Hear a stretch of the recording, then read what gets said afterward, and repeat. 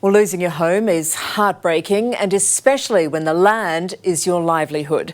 These farmers in Batlow have been doing it tough throughout the drought, doing all they can to survive, when other bushfires have all but destroyed what they'd fought so hard to protect.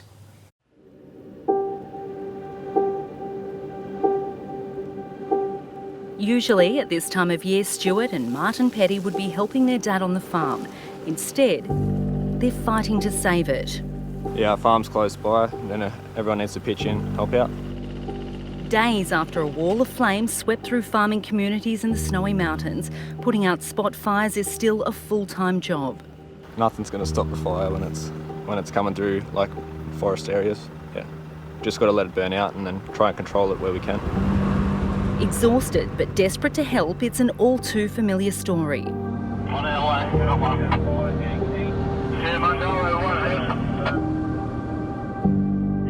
As soon as you enter into this area, the devastation is confronting. In every direction you look, are kilometres of scorched, blackened earth. And of course, it's not just homes here that have been destroyed, but people's livelihoods. For these farmers that have already been struggling with one of our worst droughts on record, they've now been dealt yet another blow. So the question will be, do they have the fight to get back on their feet?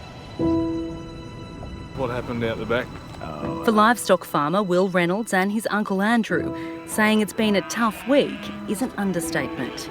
The fire's gone through, but it's still active and it's still going. So, we're trying to feed stock, see what the deaths are, pick up the pieces, and then usually of an afternoon the wind picks up and it gets away and you're back out all night again. They've lost about 90% of their property, including hundreds of sheep and precious feed.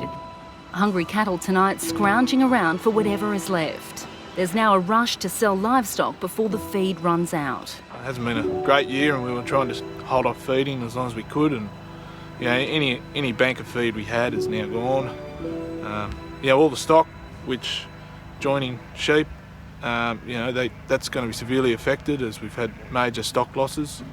We'll be years getting back our numbers. So I guess this is a house we were hoping to raise our grandkids in, see our kids grow up in. Yeah, there's not much left. Chimney's still standing. Steve Belchambers managed to save most of his stock, but it came at a cost. Well, we prepared here as best we could, but we were in a house, thankfully, over the road when it came through. Could you see what was going on down here?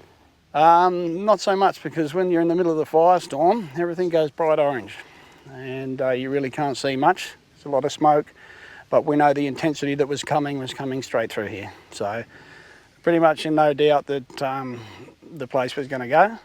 And I guess the biggest thing was our concern was whether our livestock would be all right. He still had to spend days, though, helping his neighbours put down injured animals. People in this region, they've lost their livelihoods. How long is this actually going to affect people? People that farm aren't in just for a commercial gain. It's not about finances, it's a way of life, and they actually care for their livestock. And so when they see something like this has an emotional pull on people for years. You'll probably find that next 5 or 10 years people will still be feeling and reliving this type of event.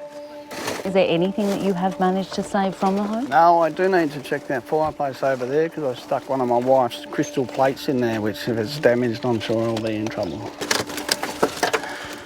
It looks like I'm going to be in trouble. That's all that's left? That's all that's left.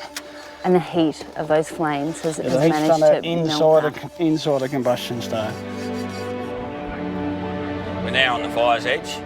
This is the northeasternmost corner of the fire. It's been burnt on both sides of the road here, and you can see the smoke's getting thicker. And Stephen Luff was on the front line of the firefight over the weekend.